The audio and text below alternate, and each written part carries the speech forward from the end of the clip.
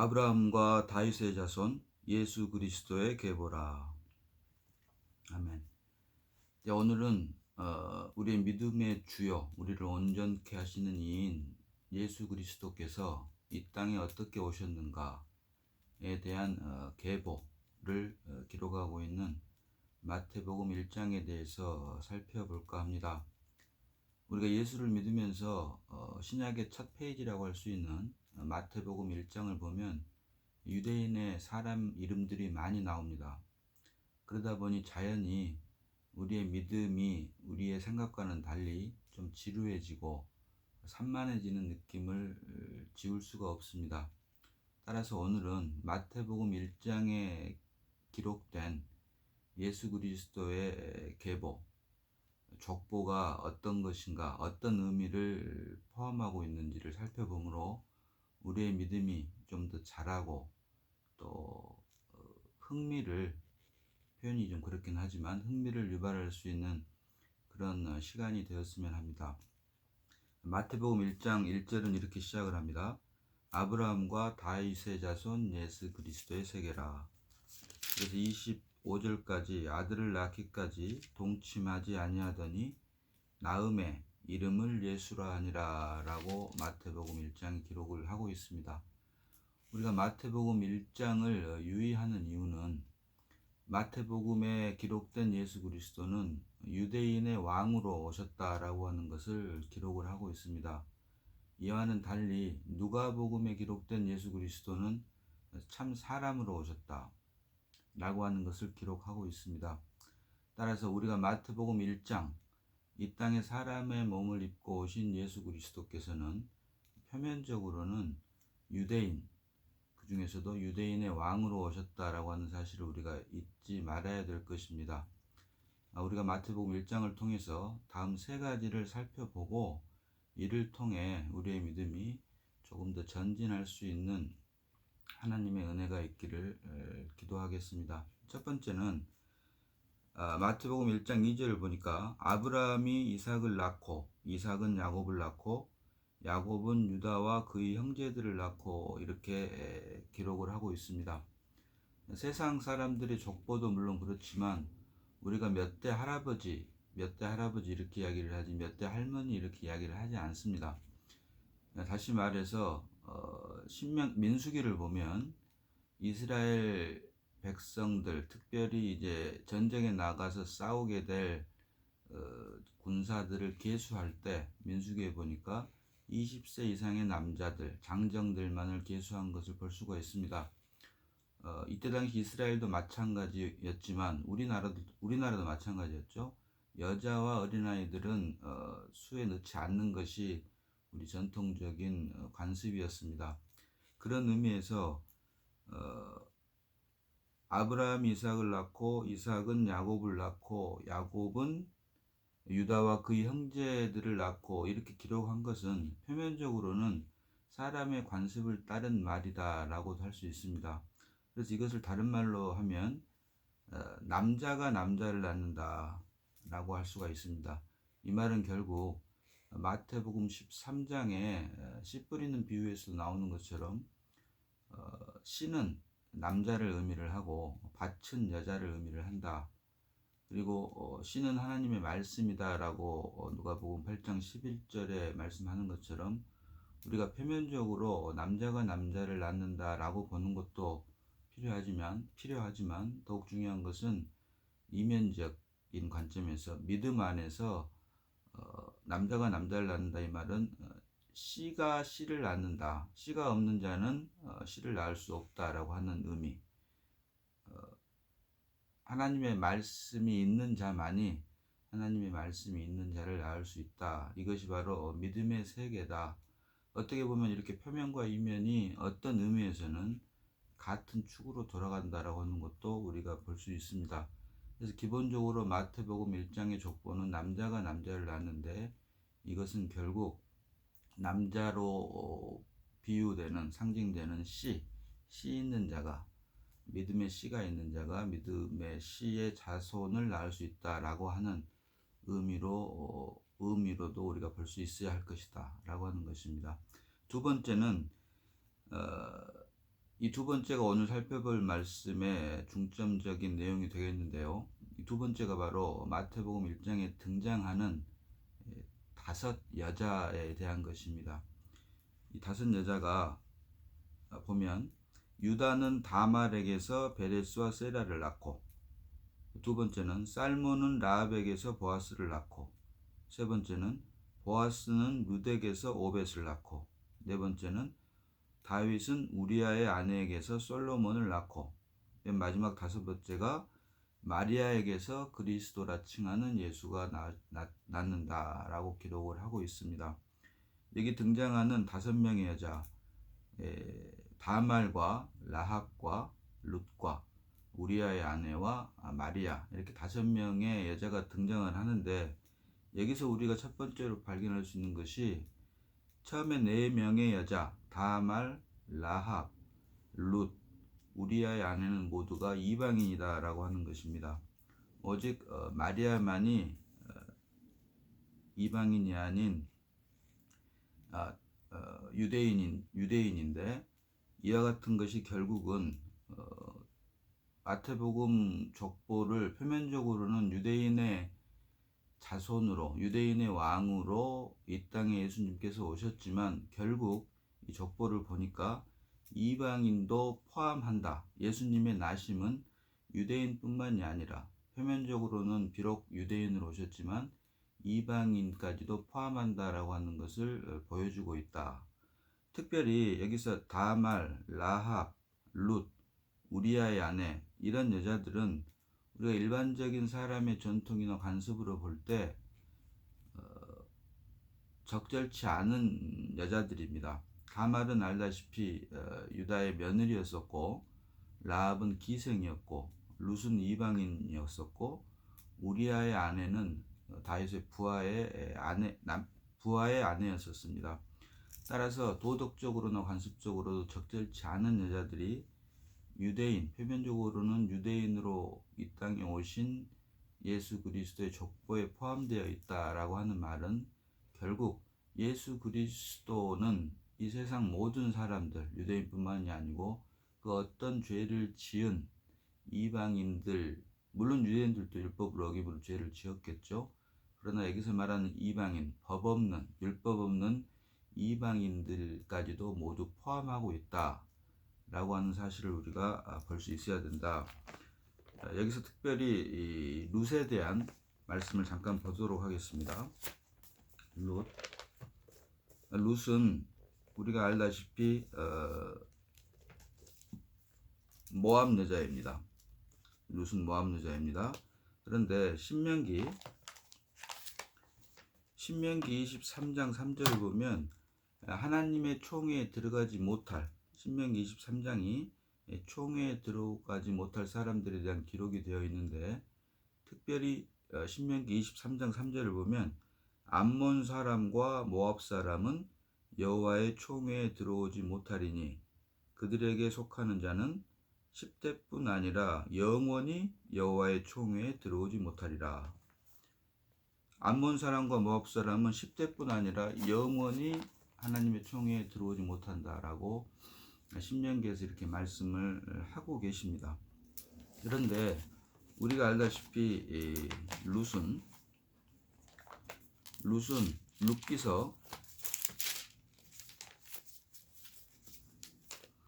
룻기서 1장 16절을 보면 16절로 17절을 보면 룻이 이르되 내게 어머니를 떠나며 어머니를 따르지 말고 돌아가라 강권하지 마옵소서. 어머니께서 가시는 곳에 나도 가고 어머니께서 머무시는 곳에서 나도 머물겠나이다. 어머니의 백성이 나의 백성이 되고 어머니의 하나님이 나의 하나님이 되시리니 어머니께서 죽으시는 곳에서 나도 죽어 거기 묻힐 것이라. 만일 내가 죽는 일 외에 어머니를 떠나면 여호와께서 내게 벌을 내리시고 더 내리시기를 원하나이다 하느니라. 여기 보니까 나오미에게 며느리 룻이 이렇게 말을 합니다.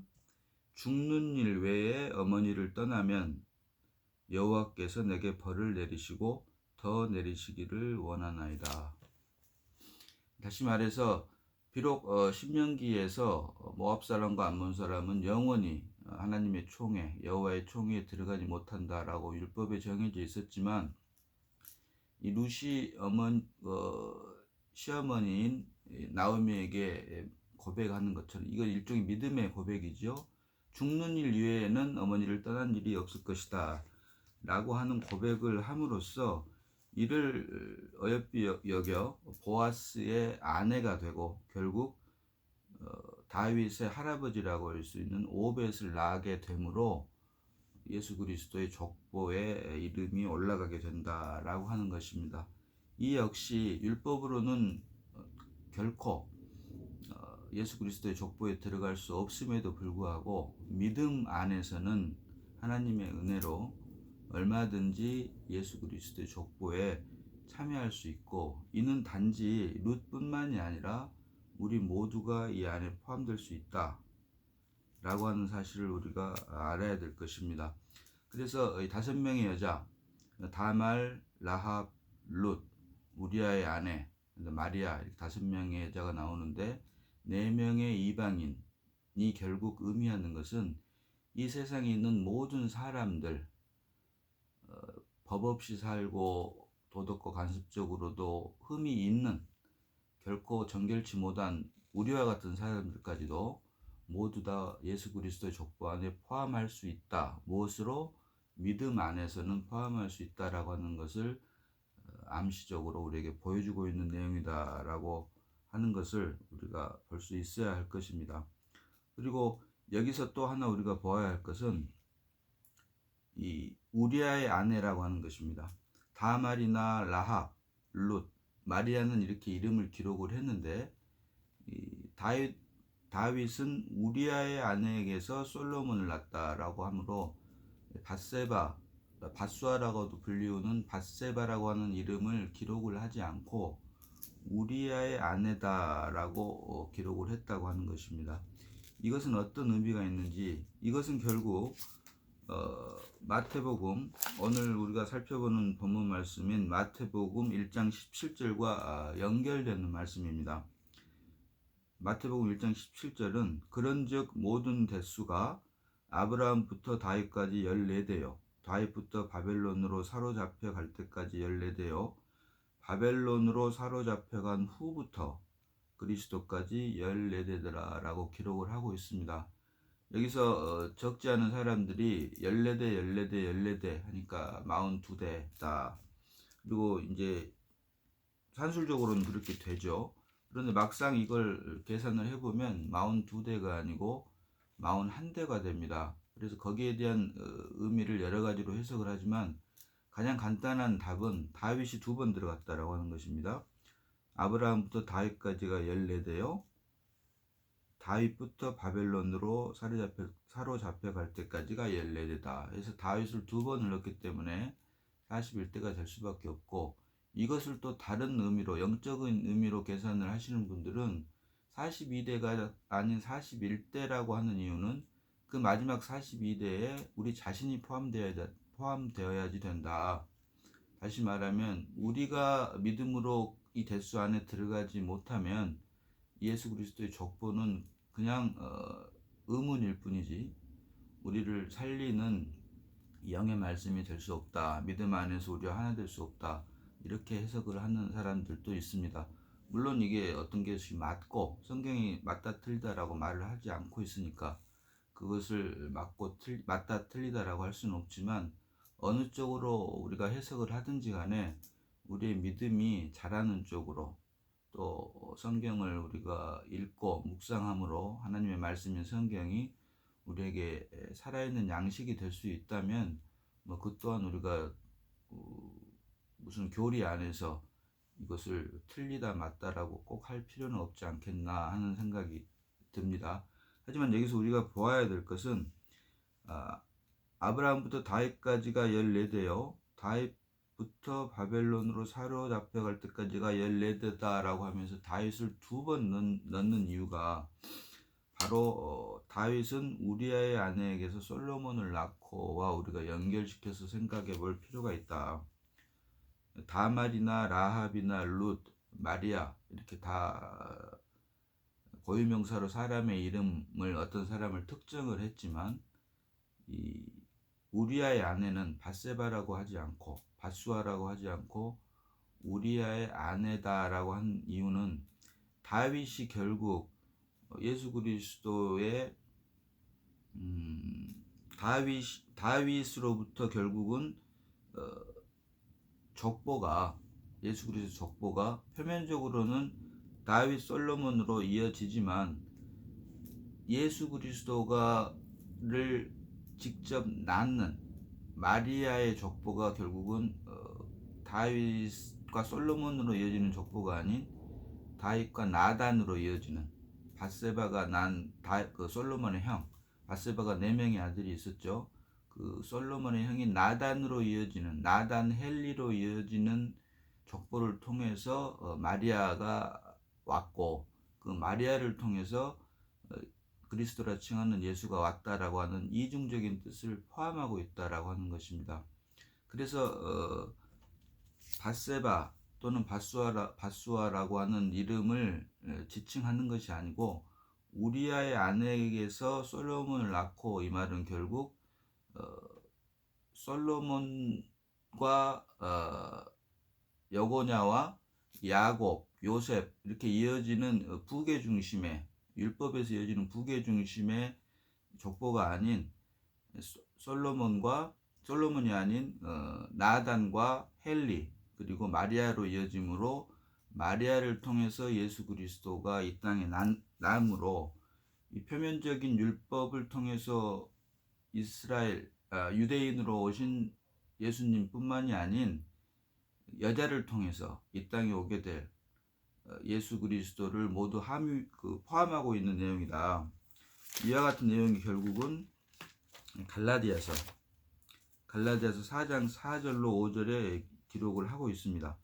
때가 참에 하나님이 그 아들을 보내사 여자에게서 나게 하시고 율법 아래 나게 하신 것은 여기서 말한 여자에게서 나게 하셨다 말은 창세기 3장에서 말한 여자의 후손으로 이 땅에 오신 것이다 라고 하는 것을 포함하는 것은 물론이고 마태복음에 등장하고 있는 여자들의 이름도 포함을 한다. 그리고 물론 결국에는 마리아라고 하는 처녀를 통해서 이 땅에 오신 것을 말씀을 하죠. 가장 중요한 것은 그것을 의미를 하고 율법 아래 나게 하신 것이다. 이 말은 결국 아브라함과 이삭과 야곱으로 이렇게 이어지는 표면적인 유대인들에게 주신 율법을 모두 포함해서 예수 그리스도께서 때가 참에 이 땅에 오셨다라고 하는 것입니다. 5절 보니까 이어져서 5절을 보니까 율법 아래 있는 자들을 속량하고, 즉 여기서 말하는 율법 아래 있는 자들은 유대인들을 말하는 거겠죠.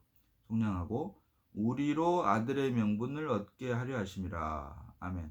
여기서 말한 우리가 바로 이방인인 우리들을 의미를 하는 것입니다. 그래서 유대인과 이방인을 모두 포함하는 것이 바로 예수 그리스도의 족보, 계보 안에 포함되어 있다라고 하는 것입니다.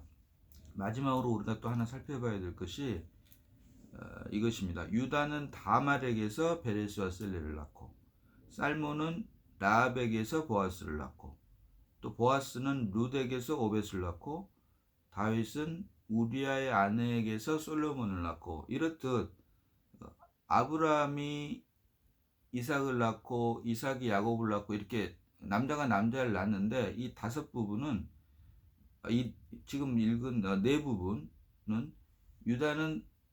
유다가 베레스와 셀라를 낳은 게 아니고 다말에게서 베레스와 셀라를 낳았다. 또 살몬이 보아스를 낳은 게 아니고 살몬이 라합에게서 보아스를 낳았다. 보아스 역시 마찬가지. 보아스가 오벳을 낳은 것이 아니고 보아스가 룻에게서 오벳을 낳았다. 이런 식으로 기록을 하고 있다고 하는 것입니다. 그래서 여기에 이방인 이 여자들을 통해서 예수 그리스도의 족보가 포함되어 있기 때문에, 족보에 포함되어 있기 때문에 우리 이방인인 우리 역시 그 안에 포함될 수 있는 자리가 마련되어 됐다라고 하는 것을 볼 수가 있는데, 맨 마지막 놓치지 말아야 될 부분입니다. 맨 마지막 그리스도라 칭하는 예수는 마리아가 낳았다고 하는 것입니다.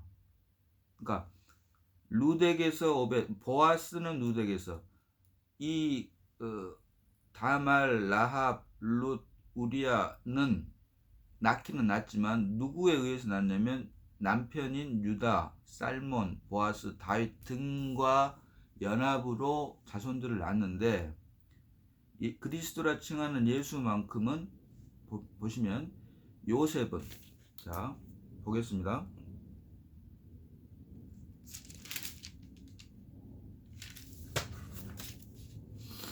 자 마태복음 1장 16절을 보면 야곱은 마리아의 남편 요셉을 낳았으니 요셉은 마리아에게서 그리스도라 칭하는 예수가 나시니라가 아니고, 이전처럼 유다는 다메락에서 베레스와 세라를, 살몬은 라합에게서 보아스를, 보아스는 누덱에서 오벳을, 다윗은 우리아의 아내에게서 솔로몬을, 이런 식으로 하면 요셉은 마리아에게서 그리스도라 칭하는 예수를, 이렇게 기록이 돼야 되는데, 우리가 자세히 보면 마태복음 1장 16절은 야곱은 마리아의 남편 요셉을 낳았으니 마리아에게서 그리스도라 칭하는 예수가 나시니라, 이렇게 기록을 하고 있다고 하는 것입니다.